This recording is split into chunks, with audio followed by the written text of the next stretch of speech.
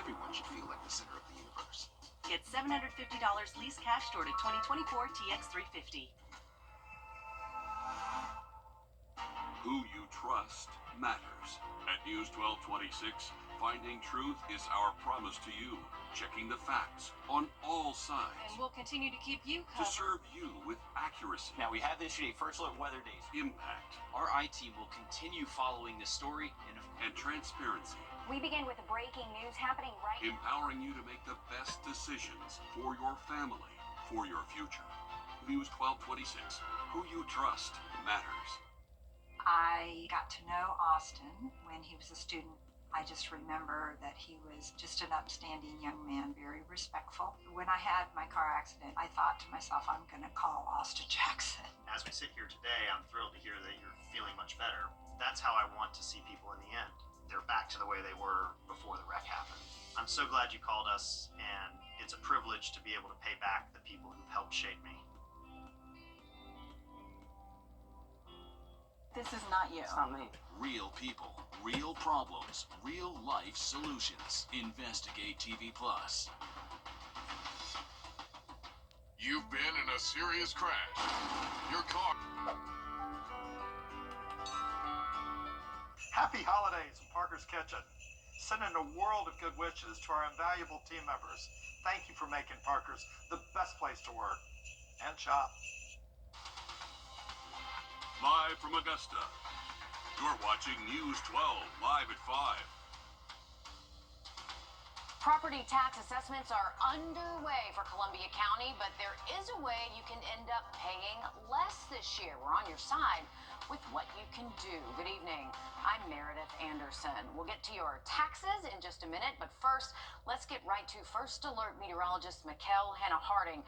Mikkel, I feel so sorry for the kids at the bus stop in the morning. It is freezing out there. We have been putting together a string of some cold mornings, Meredith, for some time now, and we're going to continue that, which includes some rain chances coming up. All right, thanks, Mikkel. Hurricane Helene caused countless amounts of damage to homes across our region. With tax season just around the corner, Columbia County tax assessors are beginning to evaluate homes for any property tax changes. And if you still have damage from Hurricane Helene, we know so many of us do, that can impact how much you're paying. Tax assessors are encouraging people to report any damage they have so that they can get a more accurate valuation of their home. Your Hallie Turner joins us now live in our newsroom. And Hallie, you spoke with the chief appraiser for Columbia County today. What can you tell us about this? Well, their priority is to visit homes that haven't been appraised yet this year. And they want to make sure that they didn't miss any homes that have that damage. That's where they need your help. And the time to call is now. The tax assessor's office has a crew of 7 appraisers who are boots on the ground, going door to door across the county looking at damage. Chief Appraiser Morgan Ani tells me there isn't a specific list, it's any kind of physical damage. Every home in the county will be assessed based off the condition they were in on January 1st of this year. Even if your home had damage and it's already been fixed, you still need to call with receipts and photos. He says the longer you wait, the more issues you'll have. Issue starts becoming with that is time. How much time has passed. It starts getting harder and harder to understand what did the house look like at the beginning of the year, especially when we've got so many homes that are currently, as of today, in the process of being repaired. Now, coming up all new tonight on News 12 at 6 o'clock, we're showing you how the new landscape from Hurricane Helene could affect your property taxes in the future. It's something a lot of people haven't thought about. It makes a big difference, though. Thanks for that, Hallie. Across the country, nursing homes and assisted care facilities are dealing with high-risk residents who are likely to wander away in confusion. But families say these facilities could be doing more to stop the problem of senior residents ending up so far away from home. National investigative reporter Andy Parati joins us live from Atlanta with a preview of a story coming up in just about 30 minutes. Andy, how did you first start looking into seniors wandering away from facilities? Hey Meredith, it's good to be with you. I've covered the healthcare industry and nursing home industry for years, but what prompted this investigation involves an 89-year-old woman named Patricia Mealy. She wandered away from her facility located outside of Atlanta this past November, and for 2 days, the public and law enforcement conducted a massive search trying to find her. They ultimately, unfortunately, found her dead in a pond about a mile away from her facility of where she was staying. And that prompted us to look at this issue much broadly, looking across the country of facilities that have had the same thing happen to them. What we found is about 1,100 facilities, nursing homes, having the same issue. And we know those numbers are underreported because it doesn't include many assisted living facilities or facilities that receive federal subsidies. And there also is what we found, a correlation between how often this happens to staffing shortages at these facilities. Meredith? I think a lot of people, this just resonates with them. They can think of their loved one in some of these situations. Can you give us any idea of how many reports of wandering risks or cases there have been in our area? So in Georgia alone, over the past 2.5, 3 years, there's been at least 6 instances that we know of according to federal data. We know that number is underreported because we mentioned that some assisted living facilities aren't included in this data. According to SeniorLead.com, a think tank involving this industry, they rank Georgia as the 3rd worst state in the country for elder care staffing. And that's a big issue because advocates say we're about to undergo what they call a silver tsunami, a huge generation, millions of people about set to retire or essentially need additional services, whether it be at home or facilities, and there simply is not enough staff to take care of these individuals. Exacerbating an already terrible problem. What can families do to prevent wandering, or more importantly, I guess, how can they find their loved ones if they go missing? Yeah, so law enforcement has been advocating the use of something called scent kits. Essentially, all it is capturing your loved one's odor and preserving it in case they go missing using a gauze that's swiped underneath the armpit. You put it in a container, you seal it, and then if they go missing, you open up that container and a law enforcement dog, a canine, essentially uses that. Its owner, its handler knows with confidence that it has the right owner and immediately can start that search. Something else that family members are now also using is an Apple AirPod. I use it to track down my keys, but individuals, families believe that it also can help by simply just using it as a piece of jewelry, putting it on a necklace. It's not 100% foolproof because you need that Wi-Fi connection for that geolocation, but family members are using it as an alternative way to try to find their loved one in case they go missing. Well, it's better than nothing, and along with the gauze too, that's something that you never want to have to use, but thank goodness you have it if you do. Andy, thanks so much for your time and for your hard work looking into this. We're going to show your story coming up in the next 30 minutes here. All right, again, you can see his story here coming up in 30 minutes. A Richmond County deputy, meanwhile, fired and charged with theft and felony violation of oath of office tonight. In September, Deputy Sean McKenzie responded to a home where a woman claimed her husband was making threats and gave his weapons to McKenzie. When the woman's husband came to retrieve the items months later, a knife valued at $300 was missing. McKenzie admitted to taking the knife with him. He is currently being taken to the detention center for booking. Tonight, a mother is facing arson charges in connection to a house fire that killed her own son. Arrest warrants say Latrina Hollingsworth set a table on fire, which then spread to the rest of the house. Her son, 23-year-old Markel Howard, did not make it out alive. Someone else who also lived there did. He said he smelled smoke in his room and tried to help Howard get out, but couldn't. He said he saw Hollingsworth outside watching the fire. Howard's autopsy was this morning. We are still waiting on those results.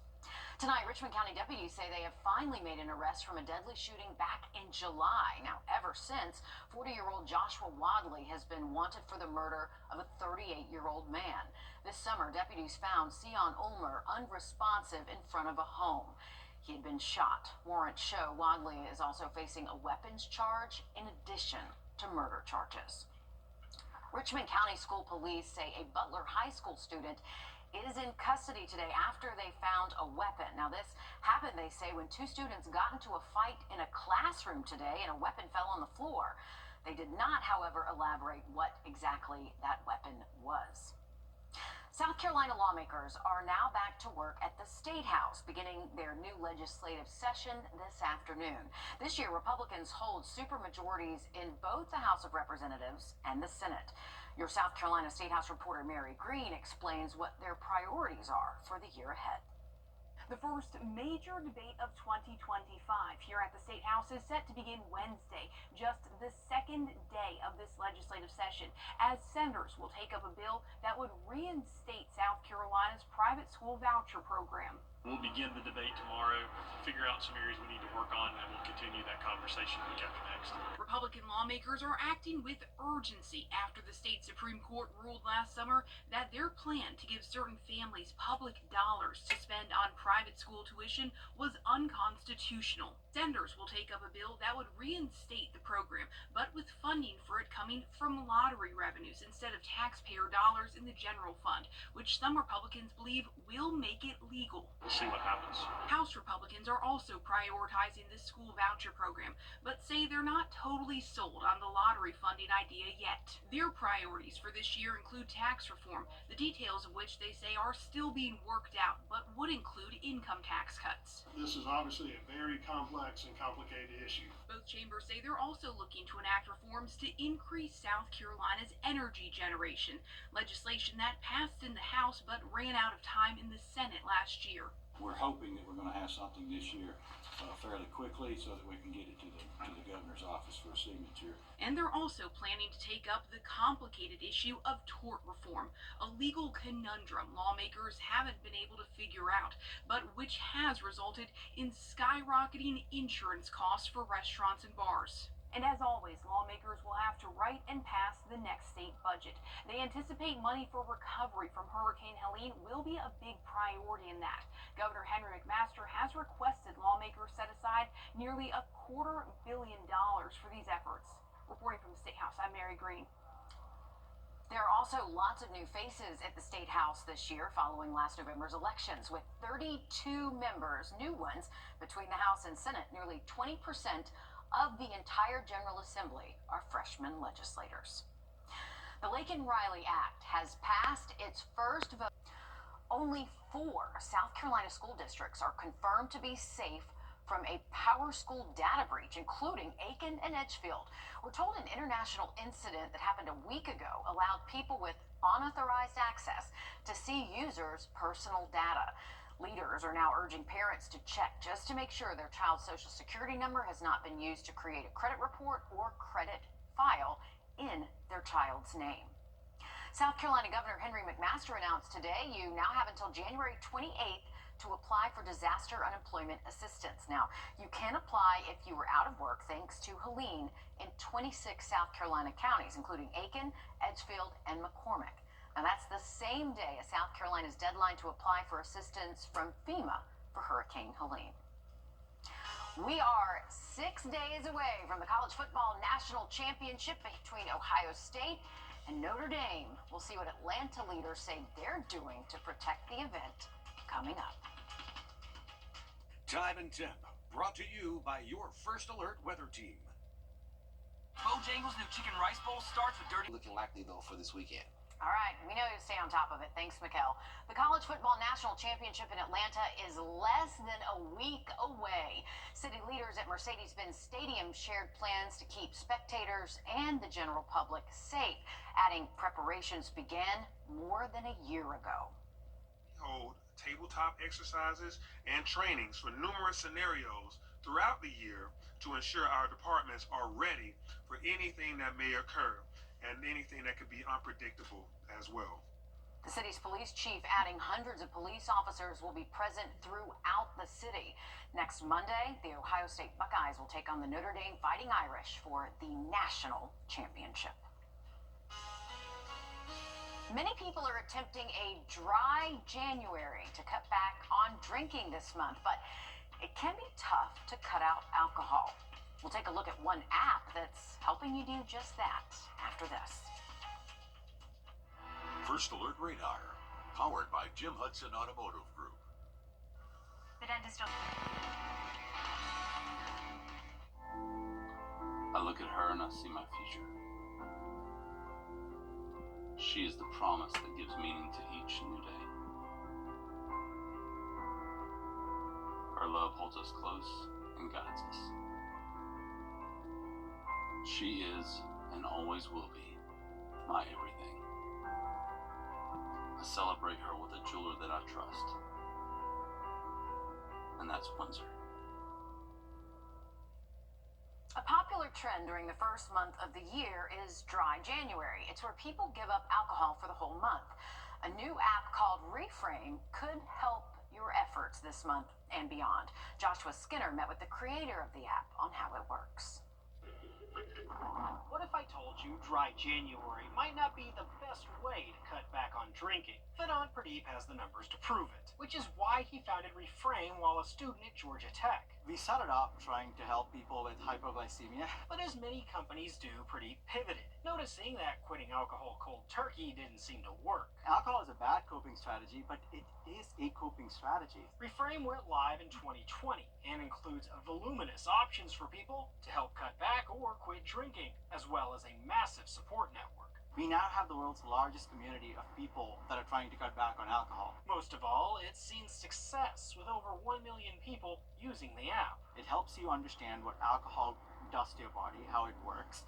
It helps you understand what your triggers are and helps you build these coping strategies. Atlanta cardiologist Dr. Ali Rahimi recommends it to his patients. So you get a lot of support in an application like that you don't get if you just see your doctor or therapist a couple times a year. The science on alcohol is becoming more well known, with the Surgeon General publicly discussing the relationship between alcohol and certain cancers. Alcohol isn't actually serving you. So as Reframe continues to pile on users, it's all about making progress towards one's goal, less about being dry than it is about becoming your best self. And that's the goal, to get you to a point where alcohol is no longer used by you as a coping strategy. In Midtown, Joshua Skinner, Atlanta News First. And we are talking about another cold start yet again for this week, but we are going to see a mixture of sun and more clouds for your Wednesday. We'll talk about it coming up. Free at APC. Thanks for watching News 12 on your side. Help us feed hungry children. Our goal is to feed 2 million meals to hungry children this year, and you can help us when you round up at Parker's Kitchen. We're going to match 25% of your donation. You're watching News 12 live at 5. Continues. Tonight, the Richmond County Board of Education is debating whether to opt out of a new law that puts a cap on property taxes. Good evening, and thanks for joining us. I'm Will Rio. And I'm Meredith Anderson. Now, this is the same matter that Augusta commissioners began tackling yesterday. The law, which changes how local governments look at property taxes with a homestead exemption, has the option for counties to opt out. And your Sydney Hood is live at 5 outside the Richmond County Board of Education building there on Broad Street.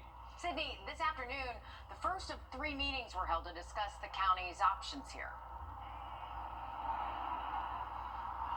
Exactly. The Board of Education says they plan to opt out of the homestead exemption, but they are still required to host these public hearings. Now, we only heard from a couple of people this afternoon at the meeting, and one of those speakers included Augusta's former mayor, Bob Young, who also spoke to commissioners on Monday.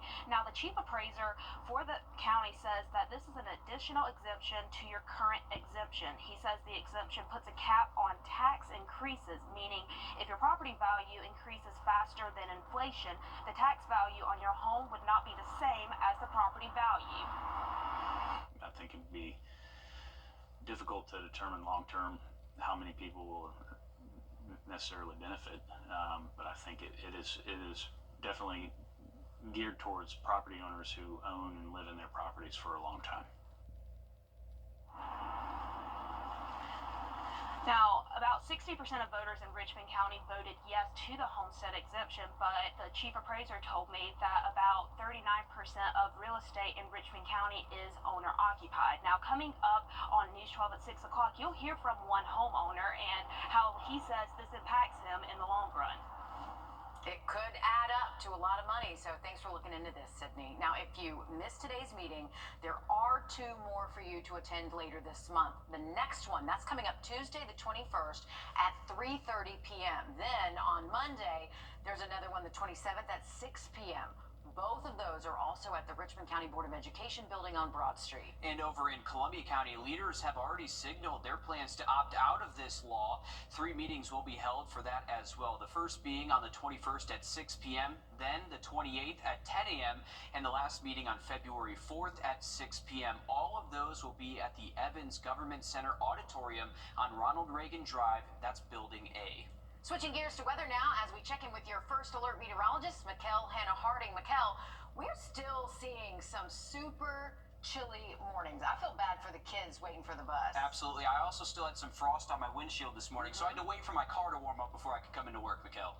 And we're going to have to do that for the next couple of mornings, guys. Sounds good. Thanks, Mikkel. Georgia's legislative session is wrapping up its second day now and already tackling some hot-button topics. Georgians who need a license to work, like nurses, plumbers, and social workers, say they are debilitating delays in getting those licenses. Your Georgia State House reporter Abby Kasouris reports from Atlanta. Lawmakers say more than any other issue, they're constantly receiving phone calls about licensing problems. It's not a matter of if they want to make changes, it's how they decide to do so. Thank you. Appreciate it. In a room full of Georgia business people at the annual Georgia Chamber of Commerce Eggs and Issues meeting, Lieutenant Governor Burt Jones and Speaker of the House John Burns say the state needs to streamline Georgia's flawed licensing process. We need to get Georgians on the job. 1 in 7 Georgia jobs require a license. 1 in 4 are high-demand jobs, jobs like contractors, nurses, even accountants. The Institute of Justice found the average Georgian spends an average of 472 days trying to get the necessary experience and a license, 4 months longer than the national average. He said it would take up to 20 business days to have it go through. We told you about Eric Ford, who waited months for his license. He almost gave up on opening his barber shop in Ashburn. This is the hardest place I've ever been to open up a business in my 22 years. The Secretary of State's office manages the state's licensing boards that review and process applicants. Secretary of State Brad Raffensperger is calling on lawmakers to give a timeline for boards to act, the power to step in if it's taking too long, and even removing some license requirements altogether. We have too many licenses for too many different people. He suggests extending the renewal period in some cases. Take, for instance, barbers. Instead of applying every 2 years, make it 4. The great state of Georgia needs to slow the bureaucracy down here and get a hold of what's really happening for the people. Raffensperger recognizes that time is key here. Lawmakers have another 38 days to present and pass bills. He's calling on them to take action. In Atlanta, I'm Abby Kasouris. Thanks, Abby. As crews continue to battle multiple wildfires in Los Angeles, California, volunteers from across the country, including right here in Georgia, traveled thousands of miles to help out. The American Red Cross of Georgia says 7 of its volunteers are there right now, helping people through the worst times of their lives. So far, at least 24 people have been killed by these devastating wildfires, and thousands of homes have been destroyed. One of the Georgians is Jody Hall. She just retired from just retired from UGA, excuse me, and recently finished training with the Red Cross. This is her first mission ever. We had to get through that ice storm and kind of figure out if the airport was opening back up and if we could get out. We take orders in from each of the shelters of what supplies they need. We take a look at the warehouse. We take a look at the storage trailers. There are people in those shelters, I think, who have lost everything. And today, about 88,000 people remain under evacuation orders in the Los Angeles area, with another 84,000 warned that they might be ordered to evacuate as well. Conditions for fighting the fires are not set to improve either, with high winds expected to continue into midweek there.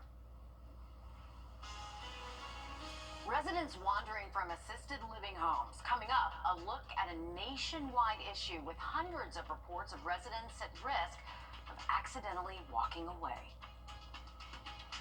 And we are tracking another cold start for tonight, below freezing for most locations. We'll talk about that in your forecast for the weekend ahead coming up.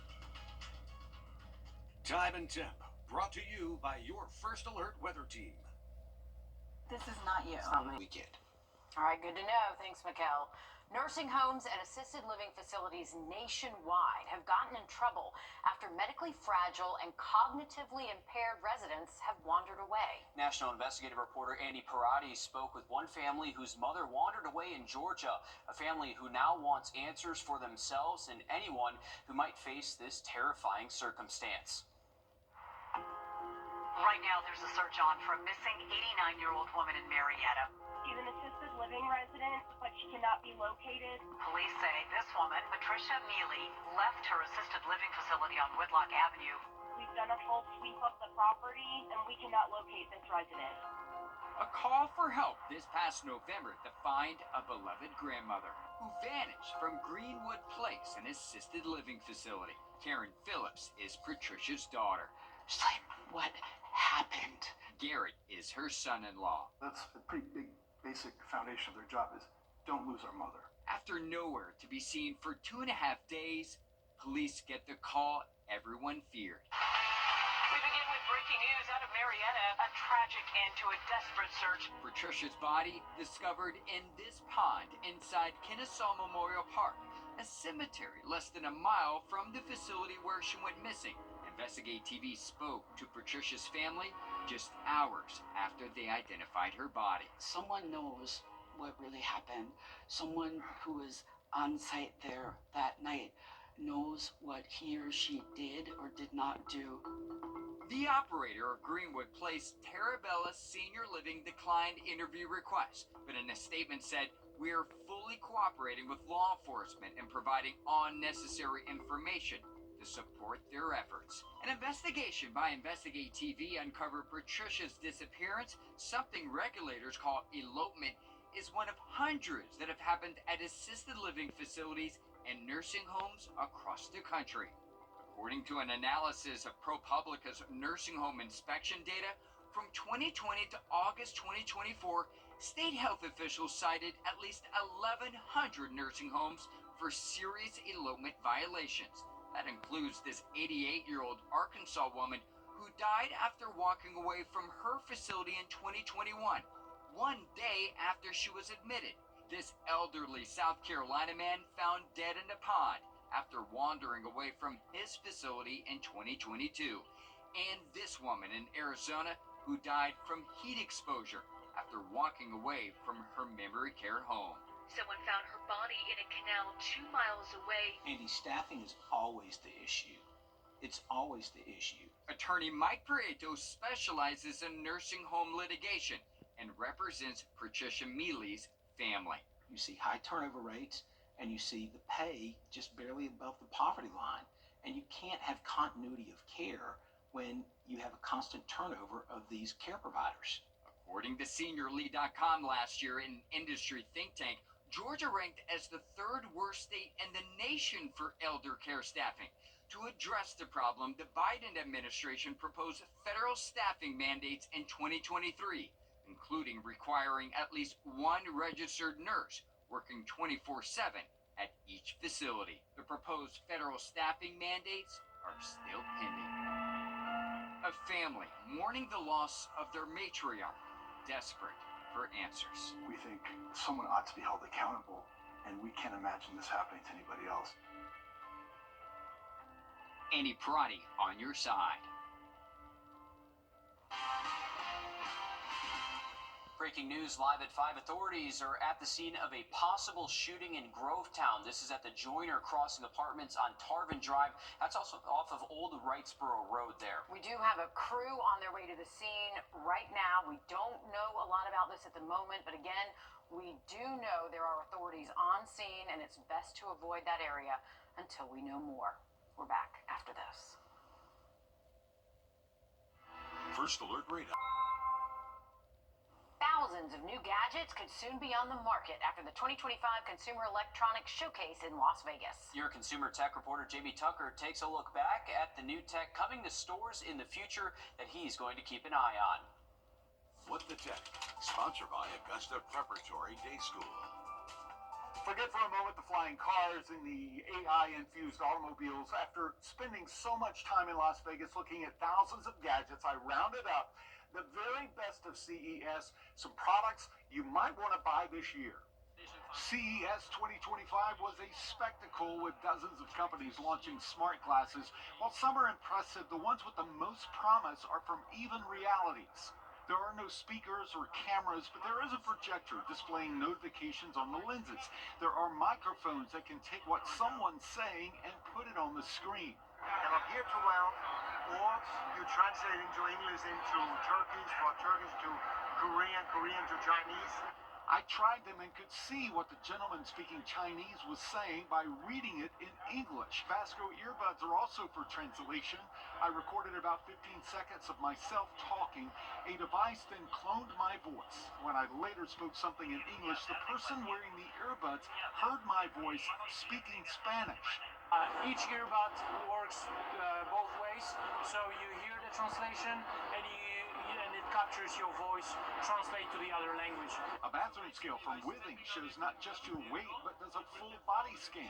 And if your robot vacuum needs an update, the Roborock Ceros will pick up and put away small items, and a laser recognizes things like cables and wires. Prevents the robot from accessing those areas deeply and getting stuck. And you can program that Roborock vacuum cleaner to put dirty socks in one pile, shoes in another, and throw away crumpled pieces of paper into the trash can. It will be available later this year. That's What the Tech. I'm Jamie Tucker. Wrestling season is underway. The region gauntlet for Region 4, 4A, has just begun. The teams are working to put themselves in a position to win a region title. And rather than play catch-up, they'll rely on every single member, Alyssa. Yeah, when you look at Midland Valley's team, you'll find Elena Owenby. She's just one of 2 girls on the Mustangs, but she's the only girl to have wrestled at the varsity level all 4 years for Midland Valley. And she's got her shoes on the wall to prove it. Elena wrestles in the 100-pound weight class for girls. She also wrestles 106 for boys because girls wrestling is still so new to the Palmetto State. Some teams still do not even have a girls team. North Augusta is the only other team in Aiken County to have a girls wrestling team. By Elena joining the Mustangs her freshman year, she set a new standard at Midland Valley, making history in the process. She's really been the only one to just consistently be in the boys lineup, and she's holding her own. She's always held her own, and I just think it's very admirable. You know, I mean, it takes a lot of bravery. She's undersized for the weight class she's in, but that's not the type of thing that defines her. Both Owenby and her teammate Emma Lunsford won their weight class at the Rumble on the River, hosted by North Augusta. Owenby also placed first in the CSRA Championship. And thank you for that, Alyssa. Just paving her own way right there. Love to see it. And as far as temperatures, we're going to see those continue to pave a cold way for us through Friday. We'll look at your forecast again for the weekend coming up. Do you feel like you're drowning? A Georgia restaurant is beyond grateful tonight after its tight-knit community raised money to pay for a beloved cat's medical bills. Marley the cat is an unofficial employee at the deck. Recently, staff noticed he wasn't acting like himself, which quickly turned into a lot of vet expenses for a sinus issue. Staff took to social media to ask for help getting him the medical care he needed, and his fans wasted no time. That's awesome. In just one day, they raised nearly $3,000. That's enough for Marley's medical bills, food, and to save for future needs. A few days later, the deck reports that their star employee is back to normal thanks to the kindness of those who he's touched through his lives there. That's awesome. That's really cool. And sinus problems are miserable. Yes. So I'm glad he's feeling better. Hey, enjoying some sunshine. Can't complain about that. It's pretty Rubbing good. up against the tree. Yeah, he's a happy dude. Living a good life. Yep. I guess medical expenses aren't just expensive for humans, huh? No, they're no, not. absolutely not. As someone, you're talking to people with 4 dogs between us. Yeah. Ooh. The dogs need medical insurance too, man. But just glad that the community can come together for that cat there and save its life. So a positive story we need in the midst of so much going on. And as far as looking outside for today, interesting shot here. We have some low-level cloud cover right here, so you can see a lot of clear sky above this, but just some clouds here, a little bit closer to us here at the surface. We're looking at at temps in the upper 40s, southwest winds at about 6 right now, so a little bit of a wind chill with that temperature feeling more like 47 outside right now. So it's definitely going to continue to be a colder feel for us as we continue to move ahead and we look at these temperatures as we head through tonight, getting back down towards the 30s. But we're looking at temps below freezing for tomorrow morning, and then we'll look at those temperatures continuing to move towards the 50s and near 60 as we head towards the weekend. All right, thanks, Mikkel. Stick with us. We have much more news, weather, and sports coming up after a short break on News 12 at 6 o'clock.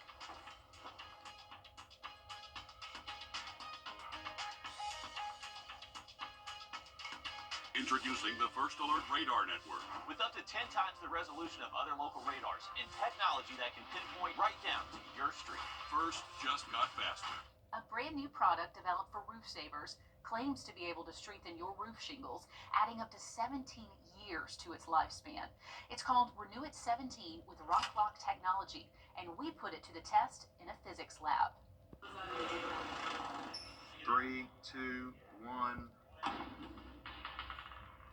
Those little rocks you see flying are called granules. Over time, more of those disappear, and the weaker your shingle becomes. The ratio of chemistries that hold it in, that ratio changes, so it gets more brittle, and the granules are not, they don't adhere as much. That's where Renew It 17 with Rock Lock technology comes in. Check out the difference in these two roofs, both 14 years old. Can you hear that difference? Right. Versus... Right, you can really see the difference. Dr. Robert Johnson, a physicist with a doctorate from Oxford, is using a test for shingles trusted by the Underwriters Laboratory. That requires dropping a steel ball from a distance of 20 feet above our sample material and hitting the same location twice in a row. And it has to pass that test 6 times. Drop after drop. That one's good. Shingles treated with a single coat of Renew It 17. This one's definitely passing. Pass the test. When the ball impacts, it hits here. What we look for is on the backside, are there any tears? Tears mean water can damage the wood underneath and cause damage to your property. The test requires us to look at it under a 5x magnification. It's completely dry. The testing even exceeded the developers' expectations. Unlike other companies that offer 5 to 15-year warranties with multiple treatments, Roof Savers offers a 17-year warranty with just 1 application and 1 treatment. For more information, call Roof Savers or visit myroofsavers.com. Time to join the Morning Mix Mug Club, sponsored by All Weather Heating and Cooling. Head to wrdw.com/morning mix to win a Morning Mix mug. And catch the mix Wednesday and Friday mornings to see if you're a winner. Enter today. Thanks for watching News 12 on your side.